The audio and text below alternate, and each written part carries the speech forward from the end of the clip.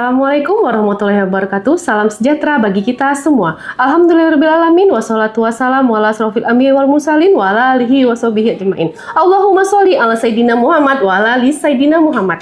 Selamat pagi Bapak Ibu tim penilai dalam sertifikasi dosen tahun 2026. Perkenalkan, nama saya Apoteker Koni Putriani Magister Farmasi dengan NIDN 10001059103. Saya adalah dosen pengampu di program studi Sarjana Farmasi, Fakultas Farmasi, Universitas Abdurrahman Pekanbaru, Riau. Home base saya berada di bawah program studi pendidikan profesi apoteker. Pada kesempatan ini, saya berkomitmen untuk mengintegrasikan teori dan praktek di bidang farmasi, khususnya farmakognosi. Melalui pembelajaran ini, diharapkan mahasiswa dapat memahami proses pengolahan bahan alam menjadi simplisia yang memenuhi persyaratan mutu, keamanan, dan khasiat sebagai bahan baku obat tradisional. Video ini dibuat untuk melengkapi persyaratan dalam pengajuan sertifikasi dosen tahun 2026, yaitu pernyataan diri dosen dalam unjuk kerja Tridharma Perguruan Tinggi, PDD, UKT-PT dalam bidang pengajaran. Dalam proses pembelajaran, saya menggunakan 3 komponen utama pembelajaran yang mengacu pada DIA, Delivery, Interaction, and Assessment.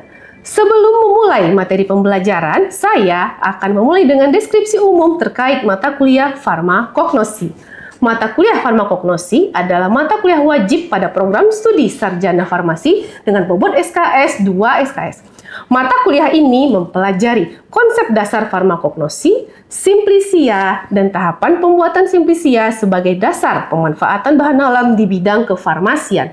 Mutu simplisia melalui pemeriksaan makroskopis dan mikroskopis, kadar sari larut air dan kadar sari larut etanol, susut pengeringan, kadar abu, dan profil kromatografi lapis tipis sesuai dengan standar yang berlaku. Karakteristik dan mengevaluasi mutu pati, mutu virgin coconut oil berdasarkan parameter standar kefarmasian, jenis industri obat tradisional, serta menjelaskan penerapan cara pembuatan obat tradisional yang baik dalam proses produksi obat tradisional, mengevaluasi dan mengintegrasikan prinsip standarisasi simplisia, pati, dan virgin coconut oil untuk menjamin mutu, keamanan, dan konsistensi bahan baku obat tradisional sesuai dengan standar kefarmasian. Adapun penyelenggara mata kuliah farmakognosi ini bertujuan agar mahasiswa memiliki pemahaman yang komprehensif mengenai bahan alam sebagai sumber obat. Pelaksanaannya dimulai dari proses identifikasi, tahapan pembuatan simplisia, evaluasi mutu, hingga standarisasi. Melalui mata kuliah ini, mahasiswa diharapkan mampu menerapkan berbagai metode analisis farmakognosi serta bisa memberikan manfaat dari ilmu tersebut dalam melakukan pengembangan obat tradisional yang bermutu, aman, dan berkhasiat maupun dalam penelitian di bidang farmasi. Selanjutnya, kuliah ini di-breakdown atau dipecah menjadi 16 sesi pertemuan yang di dalamnya juga terdapat ujian tengah semester dan ujian akhir semester. Dengan adanya mata kuliah ini diharapkan dapat menghantarkan mahasiswa pada pemahaman yang mendalam mengenai sumber daya alam nabati, keterampilan dalam mengidentifikasi dan menganalisis simplisia serta senyawa aktif, serta mampu untuk mengaplikasikan ilmunya dalam pengembangan obat tradisional dan penelitian farmasi sebagai capaian mata kuliah atau CPMK. Sistem pembelajaran dalam mata kuliah ini adalah pembelajaran sinkronus atau secara langsung yang menitik beratkan pada pembelajaran aktif yang mengutamakan peran keaktifan mahasiswa pada proses perkuliahan dengan ceramah, pembelajaran kolaboratif, fokus group discussion, tanya jawab, penugasan mandiri, ataupun kelompok. Sementara itu, metode pembelajaran asinkron dilakukan melalui grup WA serta alat web conference seperti Zoom atau Google Meet. Sedangkan evaluasi pembelajaran mata kuliah farmakognosi dilakukan dengan cara aktivitas partisipatif melalui tanya jawab, presensi, dan keaktifan diskusi. Sedangkan untuk aspek kognitifnya meliputi tugas, kuis, ujian tengah semester, ujian akhir semester. Semua evaluasi ini memiliki bobot penilaiannya sendiri sesuai dengan standar yang berlaku di Fakultas Farmasi Universitas Abdurrahman. Demikian informasi terkait mata kuliah farmakognosi untuk mahasiswa program studi Sarjana Farmasi, Fakultas Farmasi Universitas Abdurrahman Pekanbaru. Berikutnya, kita akan melihat cuplikan bagaimana proses pengajaran yang saya lakukan secara luring di ruang kelas pada mata kuliah farmakognosi. Selamat menyaksikan! Bismillahirrahmanirrahim. Assalamualaikum warahmatullahi wabarakatuh.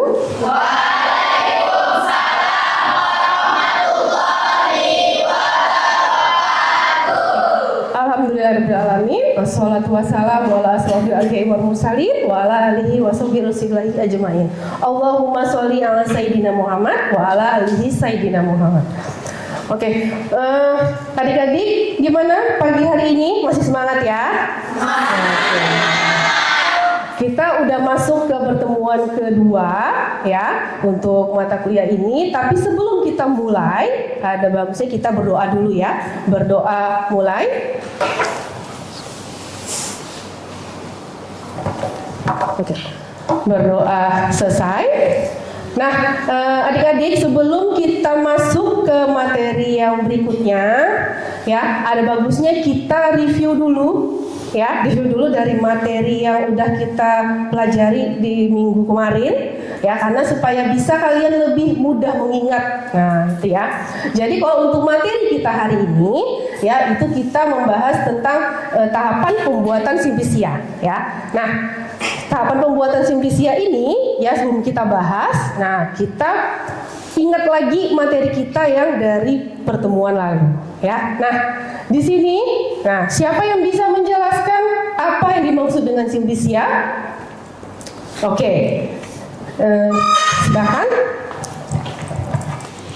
Assalamualaikum warahmatullahi wabarakatuh. Waalaikumsalam warahmatullahi wabarakatuh. Perkenalkan, nama saya Najwa Kamila, NIM 1168. Simplisia itu bahan alam yang mudah dikeringkan untuk pengobatan dan tidak mengalami pengolahan dari bentuk aslinya. Oke, terima kasih yang sudah menjawab. Nah, jadi kita kan udah mengetahui apa itu simplisia. Jadi memang bahan yang biasanya sudah dikeringkan tapi belum ada pengolahan apapun dari bentuk aslinya. Nah, tapi dasarnya kita juga harus tahu jenisnya itu apa saja. Nah, siapa yang bisa menjelaskan atau bisa menyebutkan apa saja jenis-jenis simplisia? Oke, silakan. Assalamualaikum warahmatullahi wabarakatuh. Waalaikumsalam warahmatullahi wabarakatuh. Perkenalkan, nama saya Gita dengan NIM 1126. Nah, tadi kan pertanyaannya apa saja jenis-jenis simplisia. Nah, yang pertama itu ada simplisia hewani, nabati, dan mineral. Iya, oke. Tepuk tangan dulu untuk teman-teman yang udah mau menjawab ya. Nah, jadi tadi kan udah dibahas ya apa itu simplisia. Nah, kenapa kita mengetahui itu dulu? Karena itu kita bisa menentukan nanti di akhirnya atau kalian nanti mau bikin sediaan obat tradisional apa. Apalagi contohnya kita di Pekanbaru ini, khususnya di Riau ini ya, kita kan ada kearifan lokal. Ya, kearifan lokal kita ada salah satu contohnya yang dari simplisia hewani. Nah, kita banyak ikan sungai ya. Nah, jadi misal kalian mau bikin produk pasta gigi dari tulang ikan misalnya, dari tulang ikan patin, karena kita terkenalnya itu salah satu kearifan lokal dari ikan sungainya ya, bisa. Nah, tapi di sini ya, Ibu akan mencontohkan tahapan pembuatan simplisianya itu ya dari yang tanaman yang dari simplisia nabati, dari daun pidada. Daun pidada ini merupakan salah satu penelitian Ibu ya, daun pidada ini. Jadi di sini kita mencontohkan simplisia dari nabati.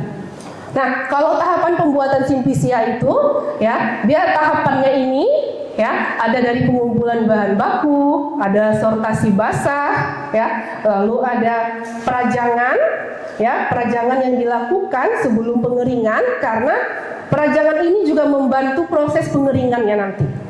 Nah, pengeringan, sortasi kering ya, lalu kalau misalnya diperlukan ya, itu bisa kita lakukan penghalusan ya. Nah, setelah penghalusan ini kita harus simpan di dalam wadah yang memang tertutup rapat ya, tertutup rapat supaya bisa melindungi isinya. Jadi jangan sampai merusak simplisia yang sudah kita buat, karena kan itu calon bahan baku obat kita ya. Nah, lalu disimpan di tempat yang memang melindungi isi dari simplisia yang sudah kita buat. Nah, ini akan coba kita bahas satu-satu di sini ya, dari tahapan yang ada di slide ini ya. Nah, coba dari yang pengumpulan bahan baku, kenapa menjadi paling penting untuk diperhatikan. Sebenarnya di pengumpulan bahan baku ini kalian nanti menentukan zat berkhasiatnya. Dia yang menentukan zat berkhasiat yang ada pada tanamannya itu tadi. Jadi misalnya kita mau misalnya dari daun, kita harus tahu waktunya, umurnya, lokasi penanamannya di mana. Biasanya kita melakukan identifikasi. Nah, identifikasi itu bisa kita hantarkan di lab biologi, atau kalian mencari identifikasi tanamannya itu dari literatur yang sudah ada, misalnya dari Farmakopoeia Herbal Indonesia. Nah, itu contoh literaturnya ya. Jadi kita sudah mengetahui nih identitas dari tanamannya apa, ya. Nah, itu sebagai salah satu contohnya. Kenapa penting? Kalau perlu, misalnya kalian mengambil di kebun atau membeli di pasar misalnya ya, itu jangan lupa didokumentasikan beserta berapa banyak berat yang kalian butuhkan. Misalnya kalian butuh 2 kilo, dokumentasikan itu memang bukti 2 kilo.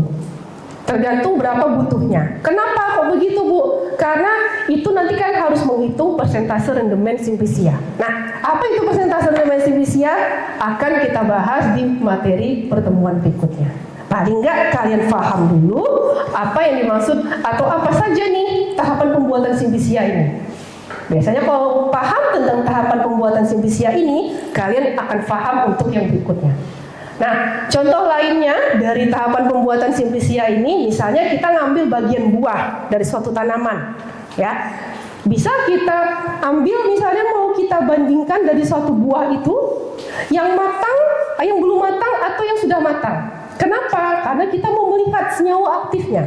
Seperti tadi yang sudah Ibu sampaikan, berarti dari kumpulan bahan baku itu menentukan senyawa aktifnya. Nah, yang contoh yang lain misalnya kita mau mengambil dari biji misalnya ya. Jadi kalau mau mengambil bagian biji ini diambil saat waktu buahnya sudah matang. Nah, itu contoh yang lain. Kenapa pengumpulan bahan baku menjadi sangat penting? Nah, itu ya. Nah, setelah pengumpulan bahan baku, lalu di sini ada sortasi basah dan pencucian. Yang harus adik-adik perhatikan di sini, sortasi basah dan pencucian ini bisa kita lakukan secara bersamaan, tapi dengan syarat lebih bagus kalian melakukannya di air yang mengalir. Cuci di air yang mengalir. Karena kalau misalnya kita pakai Simplicia nabati yang jenis rimpang misalnya, baru diambil dari kebun, itu kan masih ada tanah yang menempel ya. Nah, itu ya, jadi kita bersihkan dan itu sudah sesuai dengan persyaratan supaya kita menjamin mutu dari Simplicia yang kita akan gunakan nanti sebagai bahan baku obat. Nah, jadi dari sortasi basah dan pencucian ini kalau sudah dilakukan ya, sebelum masuk ke metode pengeringan kalian bisa membiarkan sebentar seperti kayak kita tiriskan dulu ya supaya airnya itu bisa berkurang. Nah, baru setelah itu kita masuk ke metode perajangan. Nah, tapi perajangan ini ya, ini sebenarnya kalau untuk daun kita bisa memisahkan tulang daunnya, kita bagi dua daunnya kalau daunnya terlalu besar misalnya ya.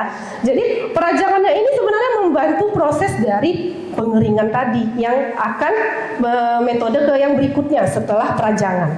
Ya, kalau misalnya dia untuk yang Simplicia nabati yang tanaman yang keras misalnya, ya, yang keras, kalian harus ngajak potong kecil-kecil dulu. Jadi itu bisa lebih cepat membantu proses pengeringan kalau perajangan ini. Ya, jadi kita bisa, nah di pengeringan ini ya, pengeringan ini, nah pengeringan ini ada metodenya. Siapa yang bisa jawab apa saja metodenya? Metode pengeringan? Oke. Metode pengeringan yang diketahui apa saja? Assalamualaikum warahmatullahi wabarakatuh. Waalaikumsalam warahmatullahi wabarakatuh.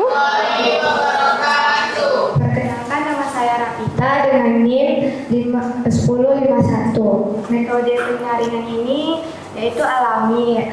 Contohnya matahari, obat, kimia, dan fisika. Iya, oke. Coba tepuk tangan dulu untuk teman yang udah ini ya berusaha untuk menjawab. Oke, terima kasih. Benar ya jawaban temennya ya. Nah, tapi kenapa kok harus diperhatikan ya pengeringan ini? Ini bisa sebagai pengawet alami. Nah, itu teman-teman ya.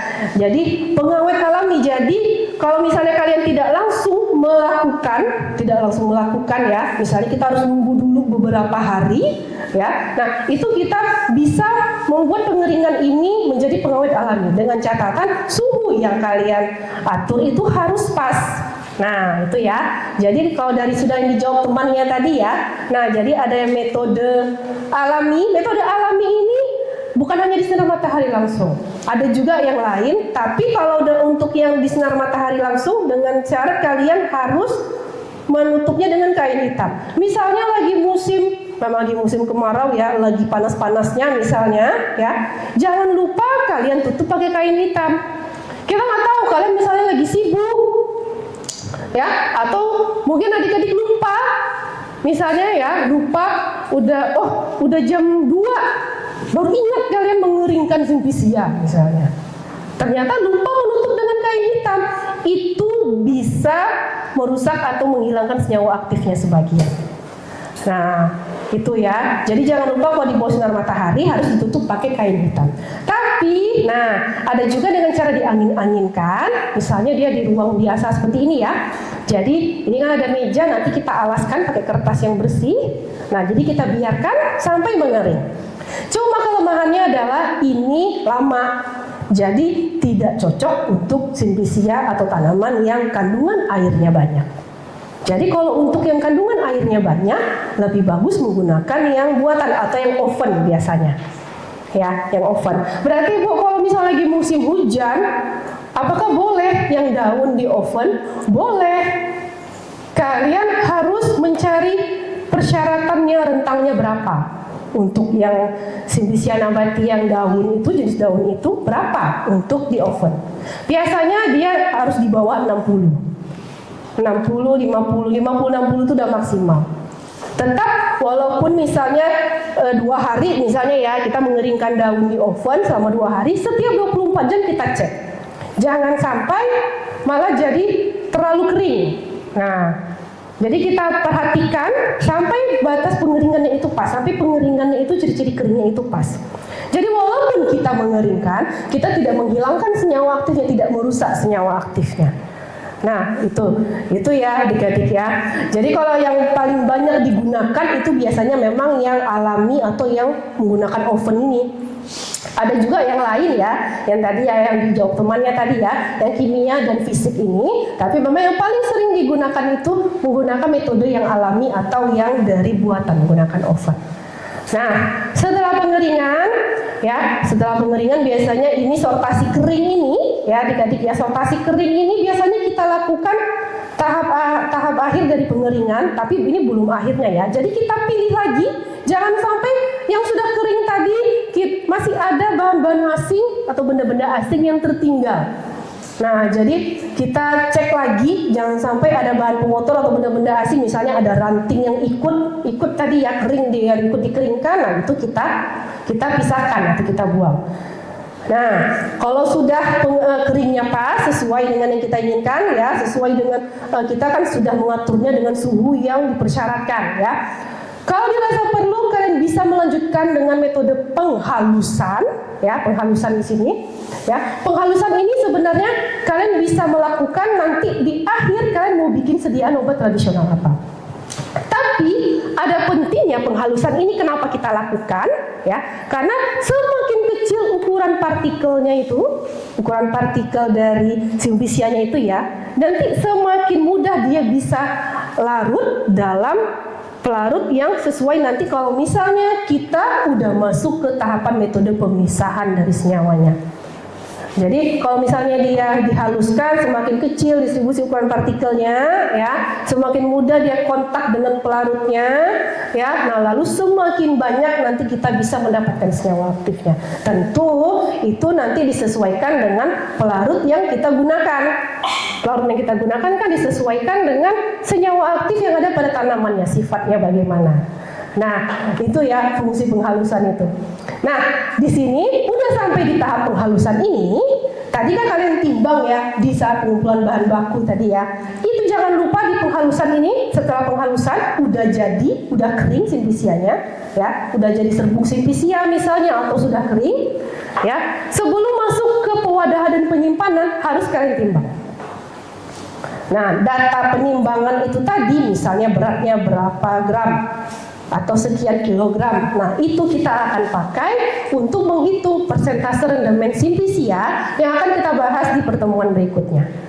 Nah, nanti kalau udah paham sampai di sini, pertemuan berikutnya kalian udah enak memahaminya lagi.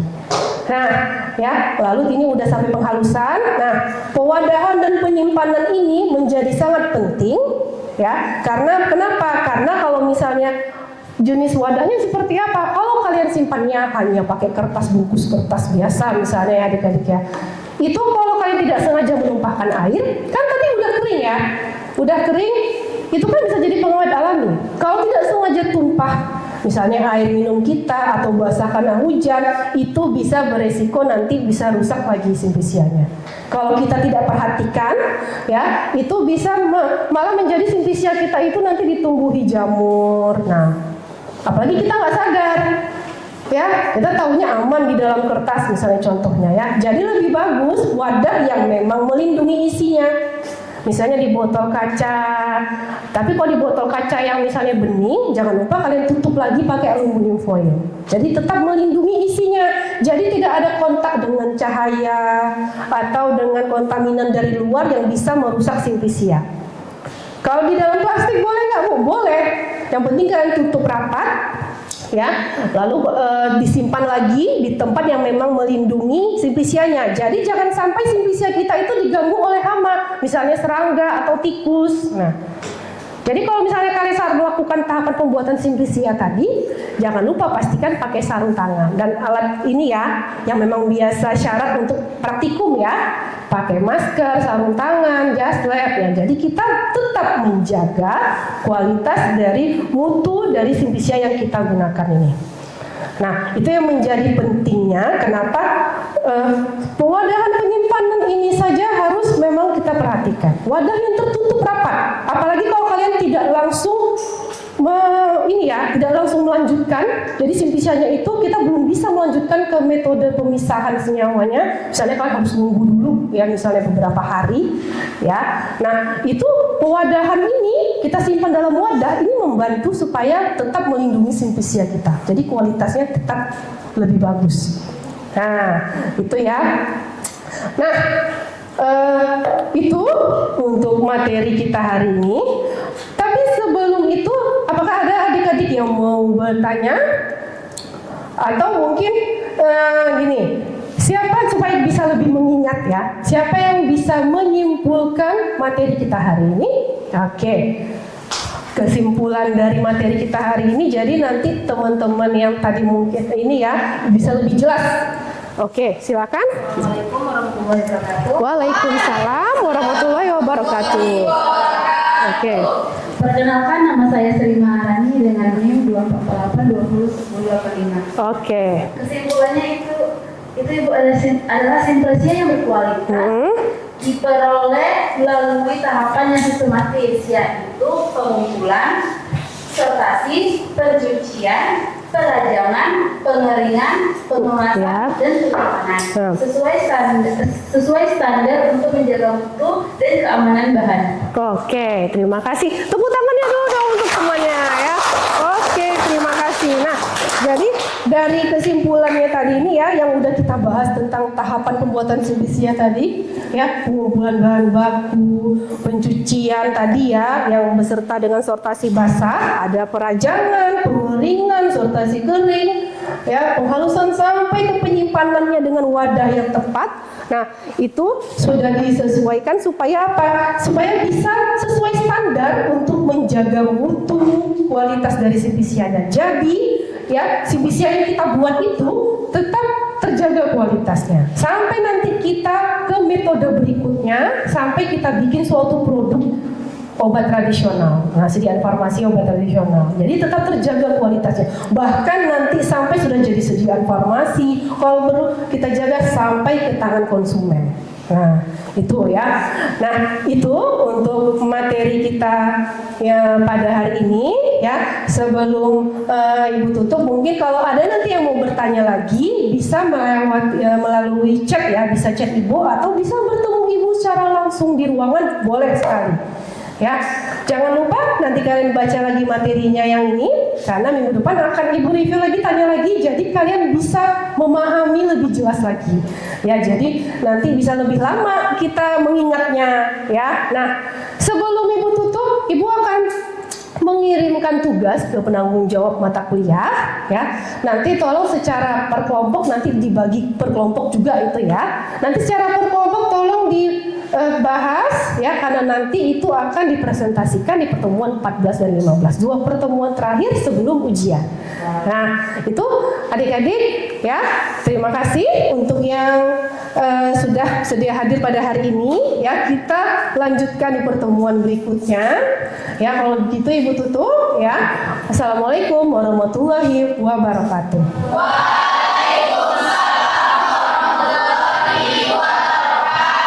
Oke, terima kasih. Oke.